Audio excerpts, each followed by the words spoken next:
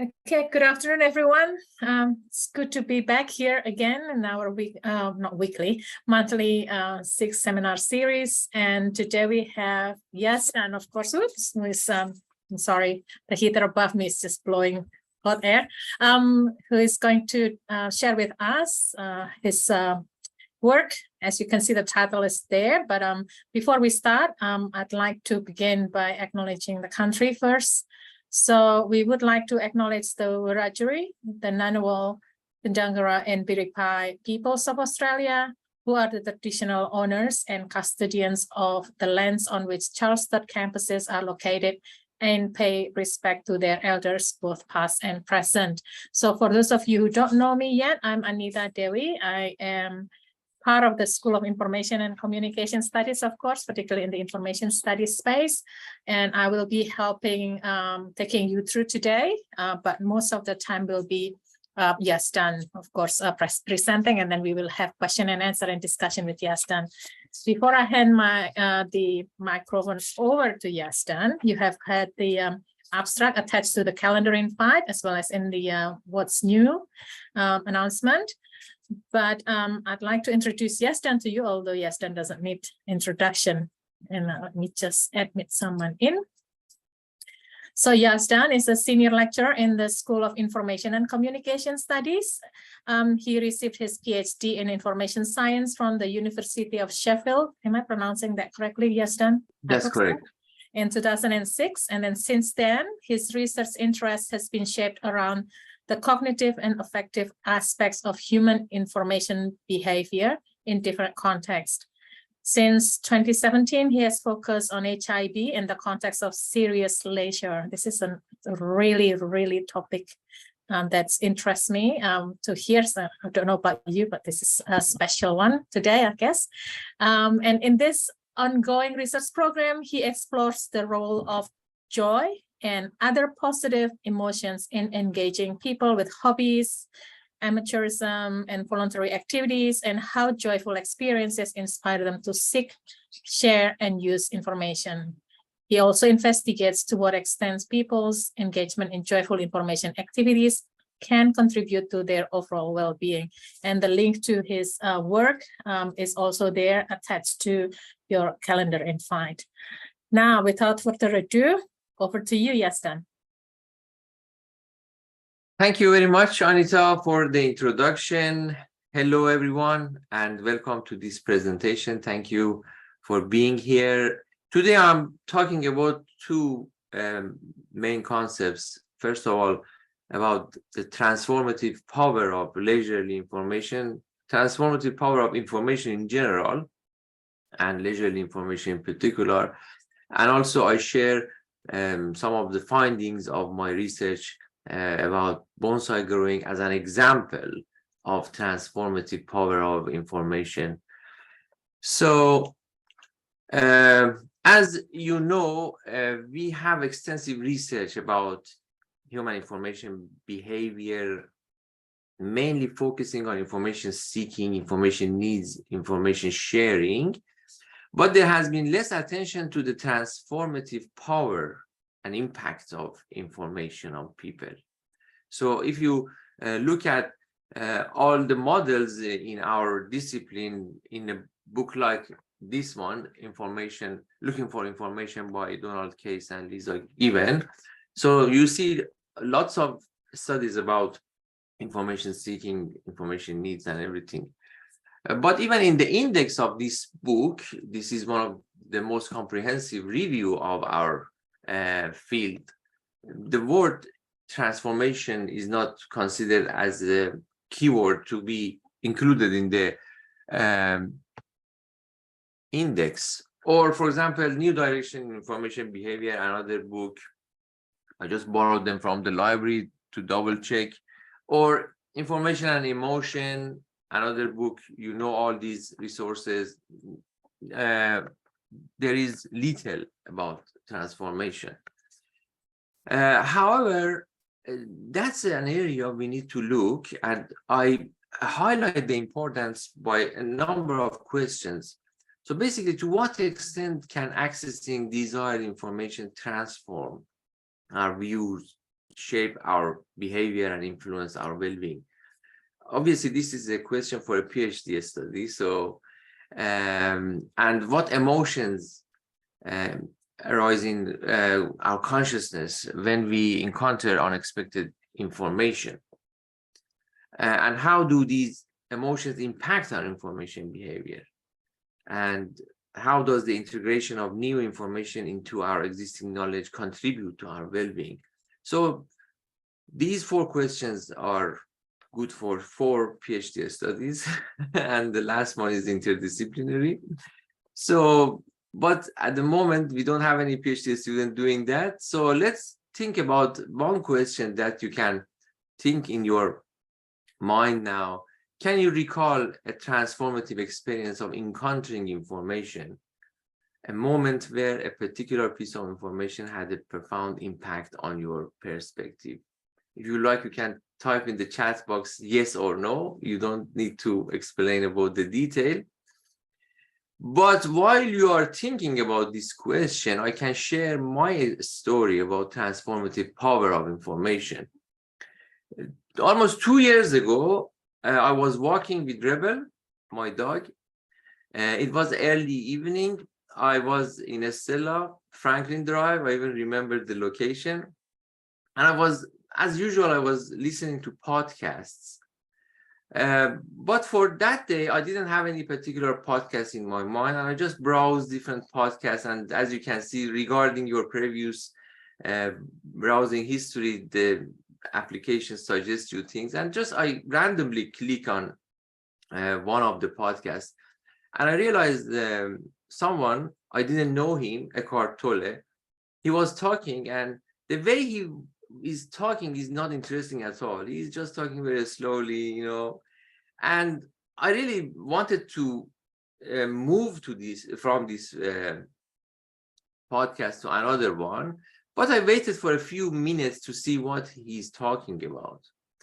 And then in 5 or 10 minutes, he said something that totally changed my perspective about life, basically. So since then, I have been listening to him and people like him, like, for example, Deepak Chopra, Tara Brach, and other people. And basically, in that moment of epiphany, when he said something that was absolutely transformative for me, what he said is the story of another day. It's because if I want to talk about it, I have to spend the rest of the presentation about that. But he was talking about formless, timeless, placeless awareness, basically. So what does it mean? Does it mean that everyone who listens to Eckhart Tolle will transform his or her life? Definitely no. It's very contextual. And so that's not the information, that's the information experience, basically. So the transformative power of information doesn't exist in information as a text or a podcast or something. It's the interaction, it's the experience. And another example that I added just to the morning to my slide, because it happened yesterday. Shankari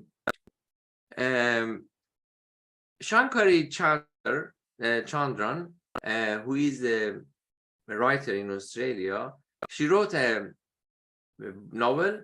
I was reading the book, that's the book here, as part of my book club. And yesterday I was listening to the radio, and I realized that she won the Miles Franklin Award for this book that we're reading in our book club. Chai Times at Cinnamon Gardens. And I don't want to spoil the story. I just read part of it at the end of the book. It says, the reviews, of course. Chai Time at Cinnamon's Garden is about family and memory, community and race, but is a love letter to a storytelling and how our stories shape who we are. So it's about, lots of transformation is happening in the book. I didn't finish it yet. I'm in the middle of it right now. But because I have been looking at the transformative power of information, I have been examining almost everything during these weeks about the transformation that is happening. And transformation is a very multidisciplinary topic because, for example, in education, where this is a book I borrowed from the library, is talking about fostering critical reflection in adulthood, a guide to transformative and emancipatory learning. It's very multidisciplinary. But at the end of the day, it's not transformative information, it's a transformative experience of information. And the power lies not on the information itself, but in the way we process it in our mind and how we encounter it. And it's highly contextual. So it's just unique for every single interaction with information. So, and if I want to map it into our discipline, I would say that this is the very famous, remarkable paper by Gina Hartel. Its title is 10-10-10. And regarding her, map, her, classification, I think what I'm talking about today is part of the last two part of these categories, the social constructionist turn and the embodied turn. So that was my introduction. Let's talk about bonsai, because I have been studying bonsai as a form of serious leisure over the past 2 years. And then I want to highlight some of the findings about transformative power of information within bonsai context. So what's happening in bonsai? Bonsai is more than a hobby. It's a lifestyle. It's a gateway to transformation, basically. Bonsai create meaningful experience for bonsai growers. And there are so many examples of transformative information experience in this context. But before talking about that, let's have a look at the level of engagement, because the level of engagement with bonsai defines how transformative it can be. These are the level of engagement I found in my studies. Some people are casual enthusiasts. I used to be one of them. And I'm a fan now. I'm still a fan. I'm not a bonsai hobbyist. I'm not a bonsai grower. But some people become bonsai hobbyists. Millions of people around the world. Some of them go one step further. They go to Japan to be bonsai apprentice, and some people just collect bonsai. They have bonsai grower helping them to grow bonsai, but they collect not just bonsai, the pots as well. But some of them are bonsai artists. That's a form of art for them. They are more than just growers, and some of them become bonsai practitioners. It's going to be their job. It's their job. Many people around the world now, that's their career. And a few of them, most of them, 90% of them in Japan, they are masters. They dedicated their life to this art. But there are also other stakeholders. Let's have a look at them. Potters. So many potters, they just create the pot. Ceramists, they are expert in creating that ceramic art. Tool makers, they have sophisticated tools, and people create that. Some of them are just photographers. That's another form of engagement. Some of them curators for bonsai shows and exhibitions. Some of them dealers, they buy and sell. And there are also bonsai thieves, those who steal bonsai. And so that's another form of engagement. But they are part of the game anyway. So let's have a look at the information they need. First of all, they need some botanic knowledge. They should know the different species of trees. What trees can be bonsai? Of course, almost any trees can be bonsai. They need some horticultural techniques, pruning, trimming, taking care of the tree. Aesthetic skills. how to make your bonsai beautiful. And exhibition competencies, some of them actually attend shows because there are competition, and there are awards locally, nationally, and internationally.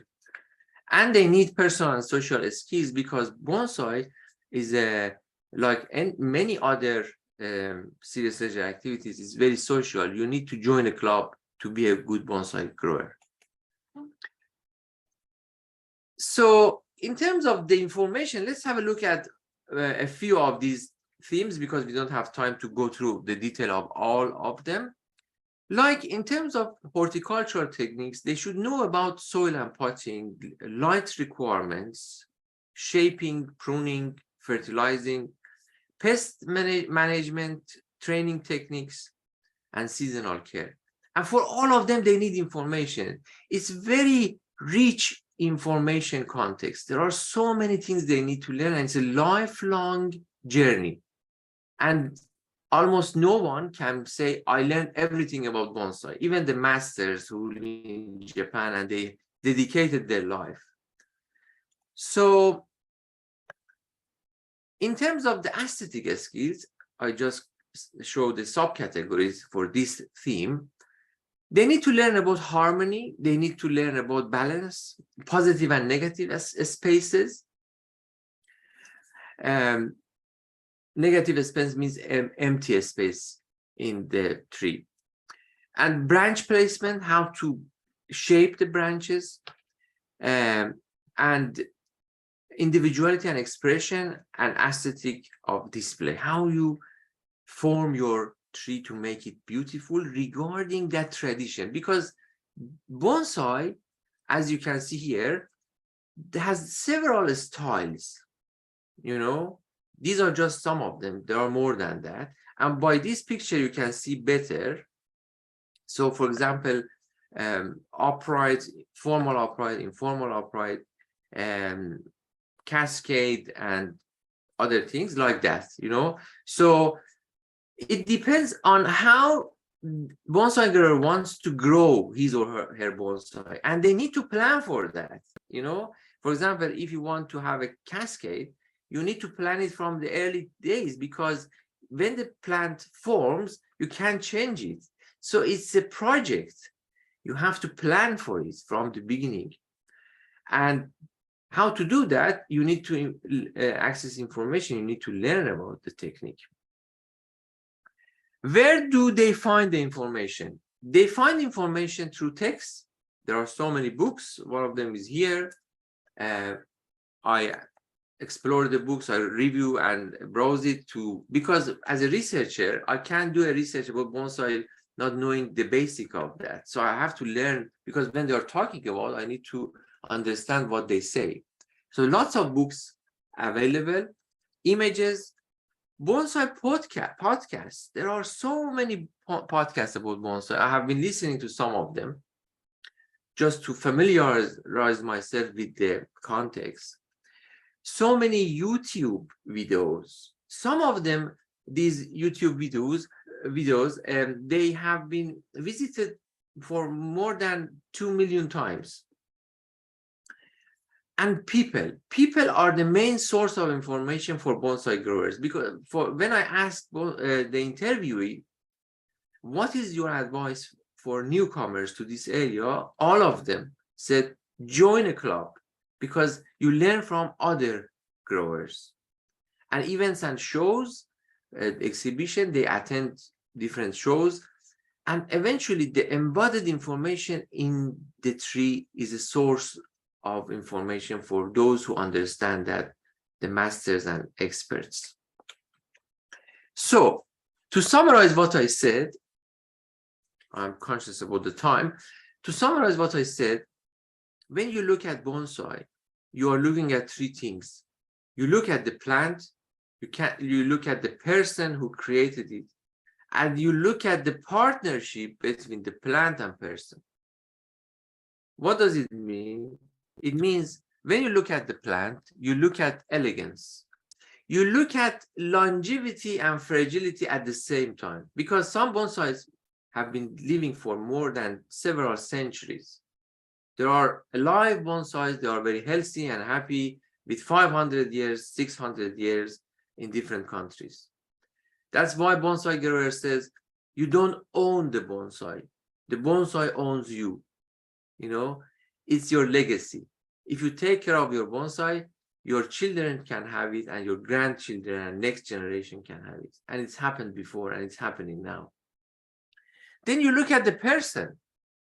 People are amazed and fascinated. What does inspire bonsai growers to spend so much time to learn these skills, their passion, their dedication? So you look at the person and you look at the partnership, because the perseverance, the adjustment, and the synergy between the plant and the bonsai grower is that transformative power that I'm talking about. So what do we appreciate and celebrate in bonsai? Elegance, grace, beauty, passion, longevity, partnership, possibility, adoption, creativity, everything.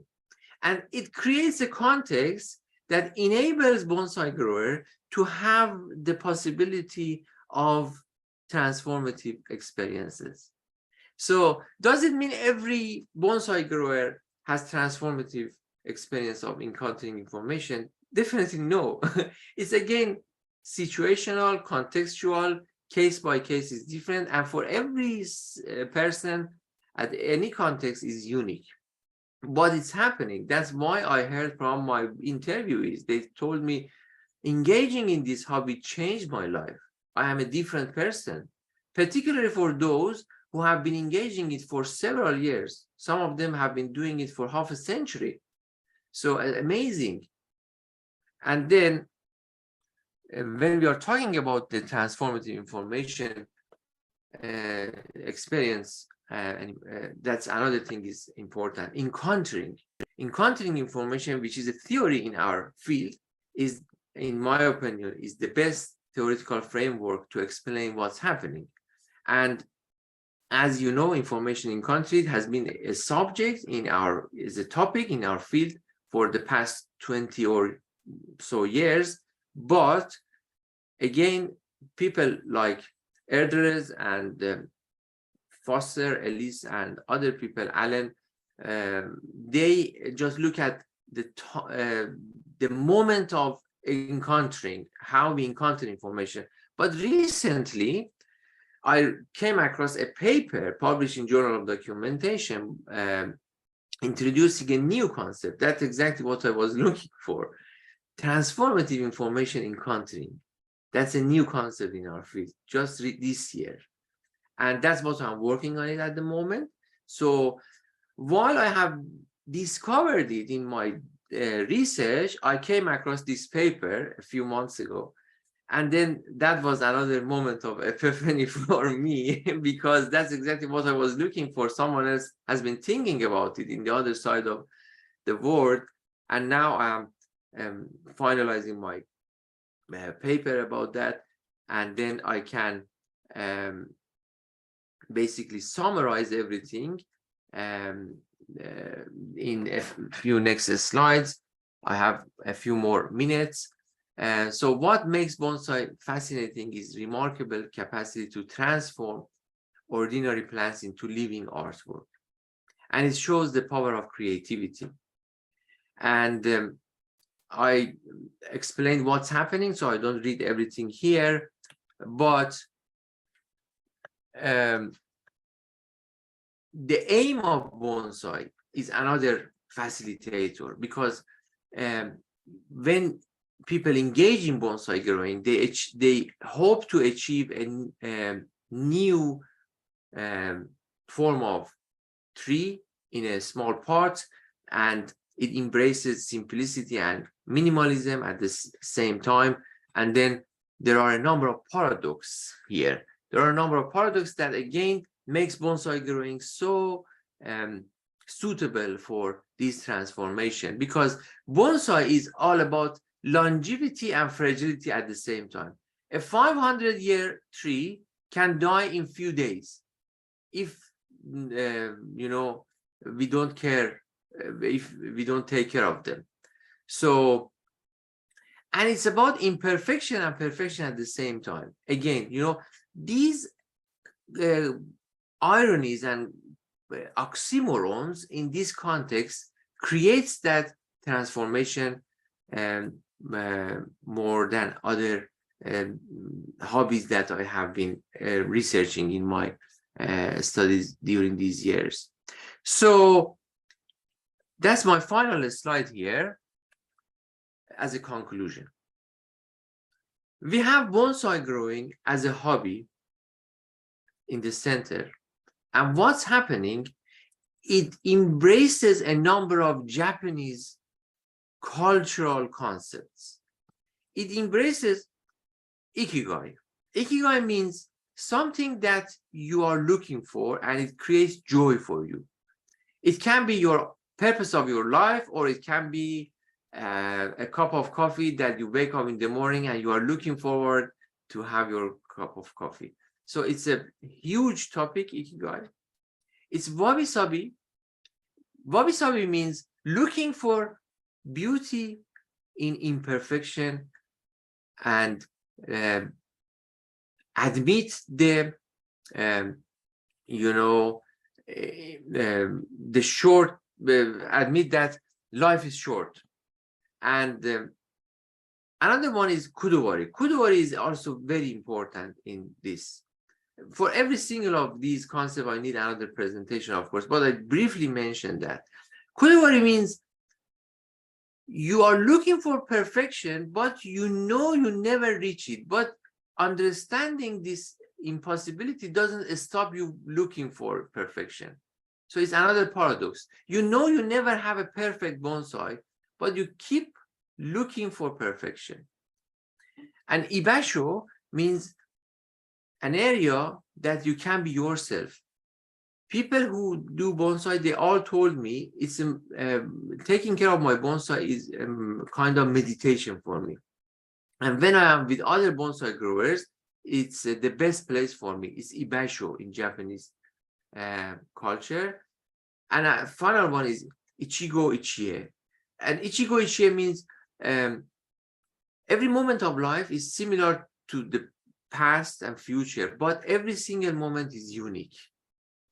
So although they are doing the same thing for several years, taking care of their bonsai, but every single moment of taking care of their bonsai is unique for them. That's what they told me. So that's an example of ichigo ichie. So these are basically the conclusion, and these are references. And I finished with a quote. I looked for a Japanese writer to talk about transformation, and I found this. What transformed this world is knowledge. Do you see what I mean? Nothing else can change anything in this world. Knowledge alone is capable of transforming the world, while at the same time living it exactly as it is. When you look at the world with knowledge, you realize that things are unchangeable and at the same time are constantly being transformed. It's another paradox. So that was the best quote I could find from a Japanese writer talking about transformation and paradox.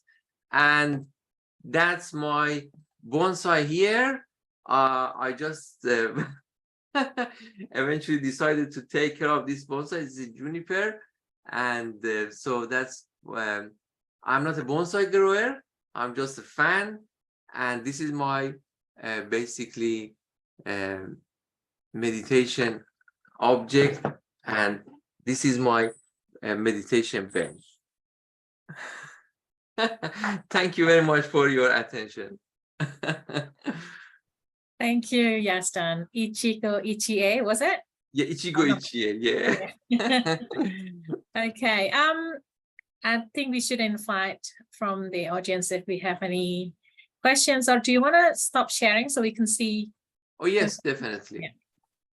If anyone has questions or comments or anything to share. That's good. Yes, then you've got a nice hobby also along with it. Yes, I hope so. I saw the only place I've seen bonsai so far. I haven't been to too many botanical gardens and so on, but I'm sure there must be over there. But here in Canberra, they have a very big collection in Arboretum over here. So maybe Yes. if you're headed this way, yeah, you can always go and visit them if you have not already done so. Yes, that is my to-do list. Yes, and that's the largest national collection of bonsai in Canberra, and that's the main source of information for bonsai growers in Australia, and that's a very active, successful center. Okay. Definitely. Okay. Yeah. Thank you, Asim.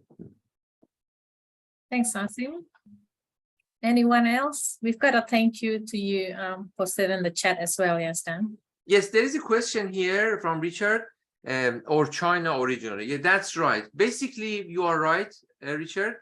Bonsai originated in China 2,000 years ago, and then people from Japan learned it from Chinese 1,000 years ago, and then they transformed it. They spent lots of time on it, and then basically after Second World War, China was the gateway of bonsai.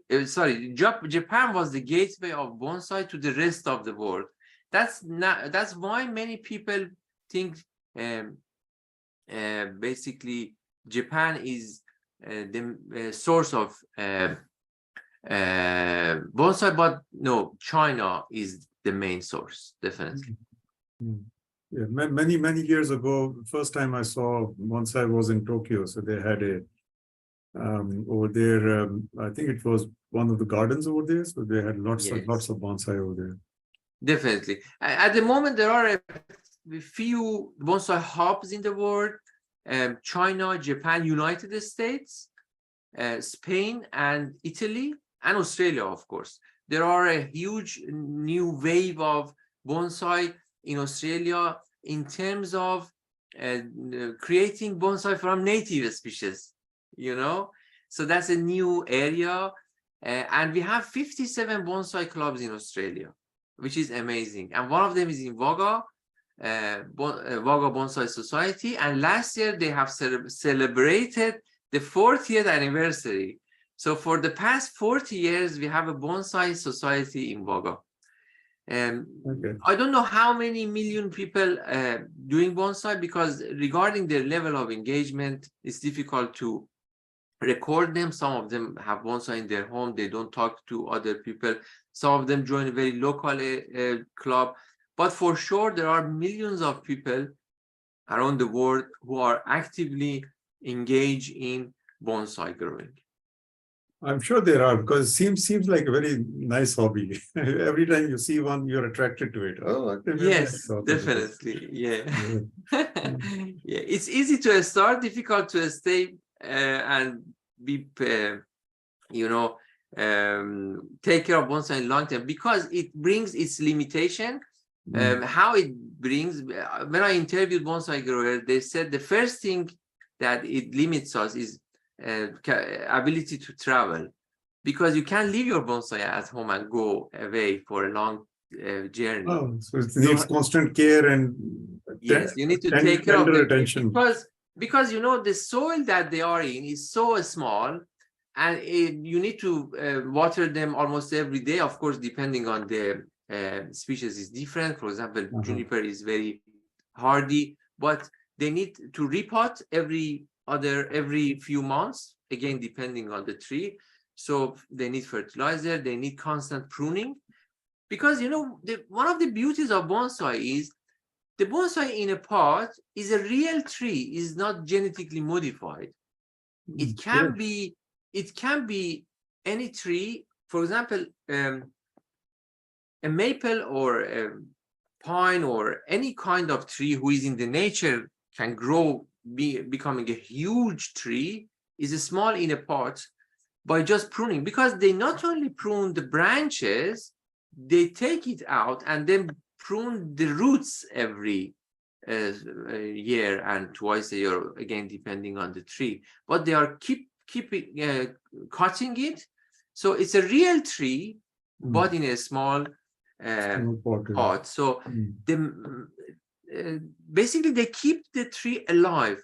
Some people criticize bonsai and say you are forcing your style to the tree, and they have answer for that criticism. First of all, pruning and cutting the tree is not cruelty, because any gardener is doing it for any plant, you know, it's just happening anyway.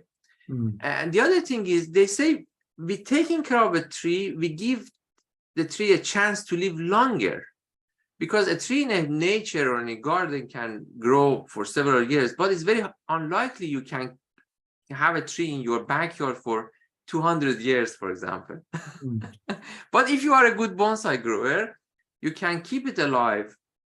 For example, juniper the lifespan of juniper is 2,000 years. In Iran, we have a juniper for 5,000 years, and it's still alive. So if this tree is being in capable hands, it can continue its life for several generations, and it's happening. So definitely they are giving chance to longer live for trees. So there are some questions here. There is a couple of thank you notes, as well as Peter, I think, can't get his microphone to turn on. So he's put the question in the chat. Yes, Dan? Yeah. So I look at the question chat first, and then Peter can ask. No, Peter's question is in the chat, because you can't. It's in the chat. Okay. So how do people generally discuss and think about the paradox of nature and control? Good question, Peter. Yes, that's a very good question. The paradox of nature and control. Yes, that's what I discussed with my interviewees, and also when you basically look at bonsai interviews and podcasts, they are talking about this paradox a lot. You know, that's what I call partnership in my research, because you make a partnership between the bonsai grower and the plant, because at the same time you want to achieve two different goals. You want allow the tree to grow as it wants, but at the same time control it and shape it and form it based on the aesthetics aspects of Japanese culture and Chinese culture of the beauty. So difficult to find the best balance between these two, but that's the constant challenge that makes bonsai interesting, you know. So yeah, that's the beauty, a part of the beauty of that. Yeah, that's an excellent question. Thank you. I think Peter is typing away. Oh, thank you. I thought you were typing away more question there, Peter. Thank you very much. Okay, well, we still have time. Is there any other question, comments? This has really got me thinking, and I've got the world around the corner, and that's where I usually, stroll around and see bonsais and things like that. Richard, you've unmuted yourself. Well, so really intriguing, because on one side, they as like Peter just commented, it's about the balance between control and nature, but it's the same kind of interdependence between the grower and the plant itself, especially because the trees, given its lifespan, it's kind of intergenerational, right? So yeah, it itself become it's become kind of the medium of information relay, right? So in a single case, for the single plant, right? Yeah, this is one thing, and also come back to my original my comments about its origin.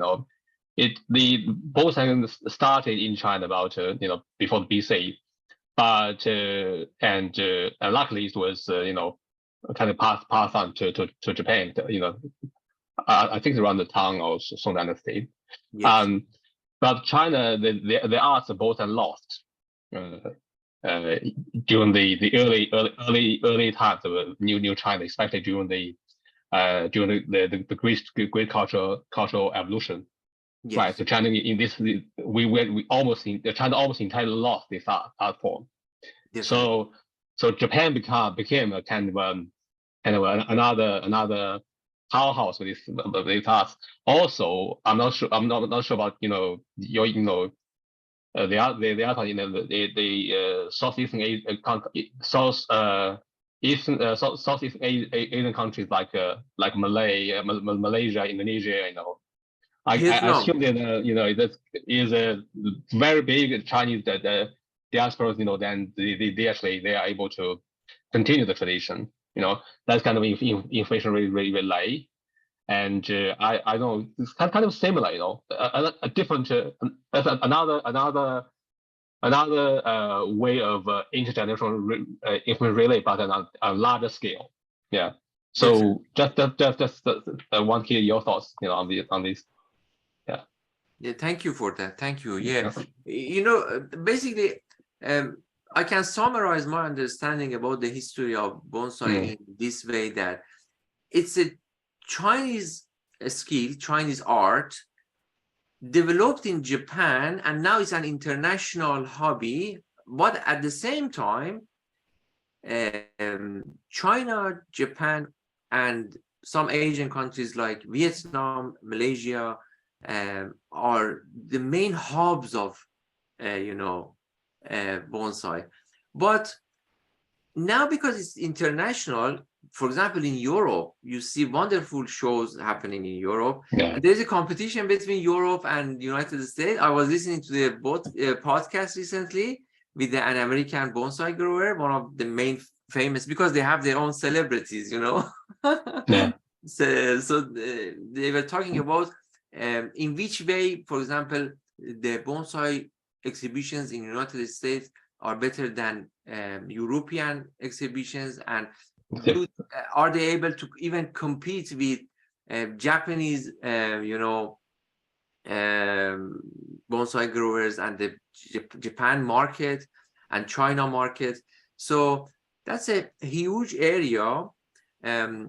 However, in my research, basically, I mainly focus on the informational aspects of bonsai, but that's a very good topic for people who are interested in leisure studies in general, about explore the possibilities and potential and challenges within this hobby as an international form of leisure time. Excellent. Thank you. You're welcome. Thank you, Richard. Any other? So I wonder if that's internationalization or is it localization, maybe, Yasdan? At the same time, both is happening, because there are so many local bonsai grower clubs and so many international ones. So because when I have been listening to these podcasts with very experienced bonsai growers, they have been talking about how bonsai enabled them to transfer to transfer their skills to other sides of the world, and also travel, because they have been traveling a lot and they have their own networks. And they said bonsai is the main purpose of my trips. I go anywhere I go, that's bonsai related. So either attending a show or running a workshop. So, for example, in Australia, every year they invite people from China, Japan, United States to run workshops, because they develop their own techniques. That's another paradox. Bonsai is very traditional, and because it encourages you to be creative, you need to move beyond the tradition. So when you look at two bonsai images, they look almost the same, but they are very different. Every single of them is unique. So another paradox is the paradox between being conventional and creative. So you need to stay in the tradition and follow the basic rules, but at the same time be creative. That's why they are creating new techniques. So for example, all Australian bonsai growers, they are working on the native species here in Australia that have never been, bonsai.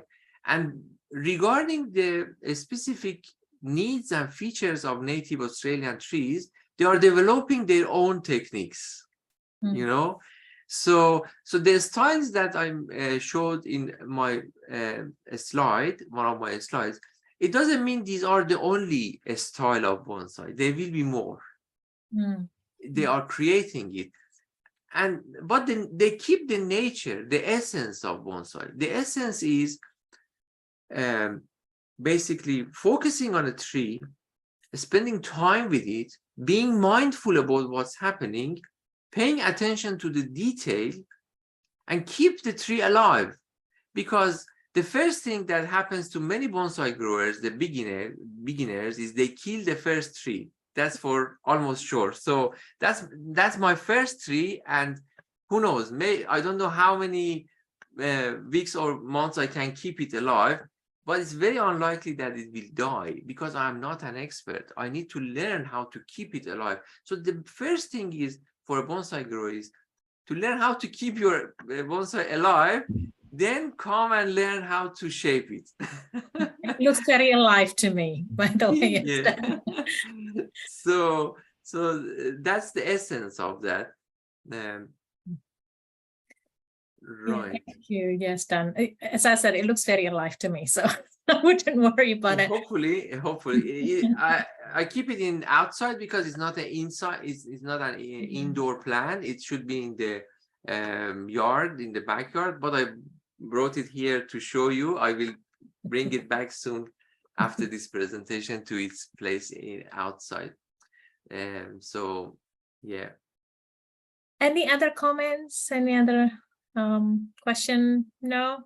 Nope. Yeah. Well. Yeah, just one thing for that. I heard there's also a club in the mountains. Close to this in Blue. No, close to Blue Mountains, I think. But I'm not sure. I forgot the town's name. Oh yes, yeah, there are everywhere in New South Wales and Australia. As I said, 57 bonsai clubs. Yeah. So in Blue Mountain definitely is one of them. Yeah. Yes.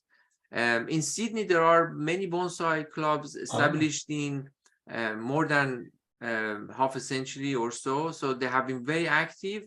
They are very active in terms of running exhibitions, shows. They have their annual conferences, seminars. They have their own study groups because there is a difference between a workshop and a study group. So a workshop is happening, for example, just to share some techniques in a day or two, but a study group, they have their own study group to explore different techniques, and they have their Zoom meeting, they have their face-to-face meeting.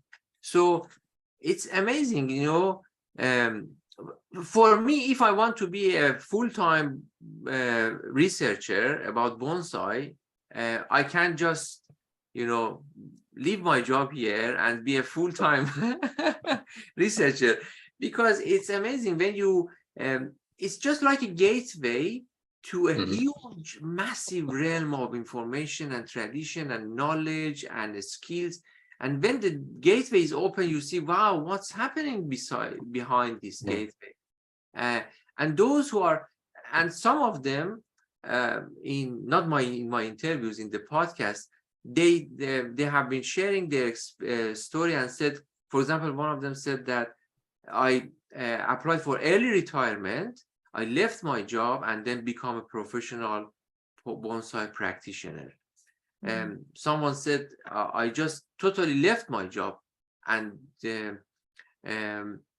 one of the most famous bonsai grower in the world, Peter Chan in United Kingdom, he immigrated to United Kingdom almost half a century ago. He used to be an electric engineer, and then he just left his job and started bonsai as a business, as a career, and now he's one of the most famous people in the world. So that's basically what's happening, because people usually start it as a hobby, and then this is another Peter Warren. I was wondering, is it Peter Chan? No, it's Peter Warren. So, and it's happening all the time. And you know, the journey begins as a casual enthusiast. Most of them said, oh, I learned about it in a movie, or a friend gave me a bonsai as a gift, or a neighbor used to be a bonsai grower, things like that. And then it becomes, after casual leisure becomes a serious leisure, and then it becomes a career.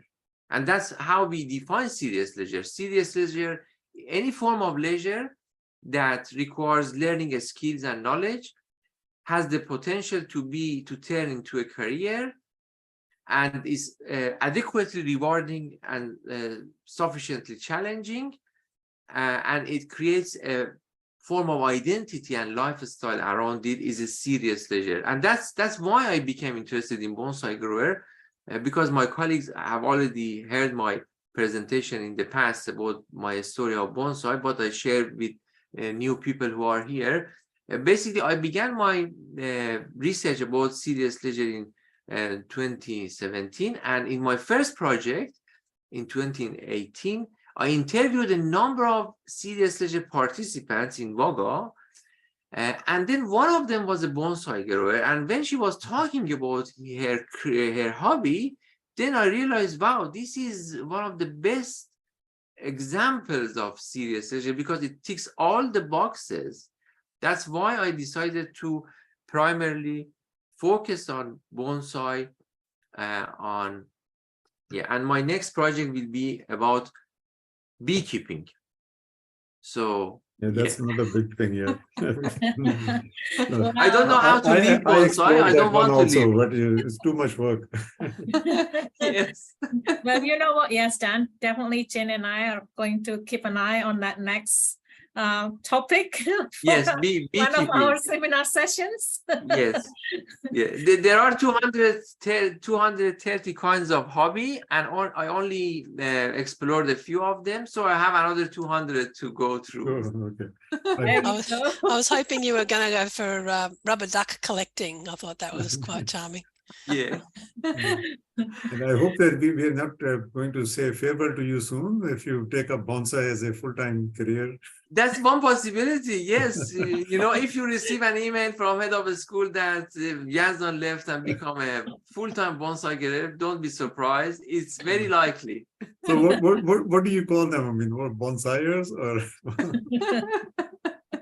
Yeah. So yeah, I'm very close to that moment, you know. Okay. Yes. Definitely. Well, definitely interesting topic. As I said before, it was very intriguing for me even before joining this session. But as I said, yes, Dan, you know, let us know, let Jen and I know. We'll stay tuned to hear the next session coming from you. Thank you again. Such a lively discussion as well. And sorry, Peter, that I know that you're very keen on commenting and everything, but your microphone just is not being friendly today. But I hope we all learned a lot from Yazdan today and from each other as well. And such a great sharing session. Before I'm stopping the recording, thanks to everyone. And you will hear from either Jen or I. Next month is in one of the Wednesdays, we're going to have another session on a different topic as part of the SICS seminar series.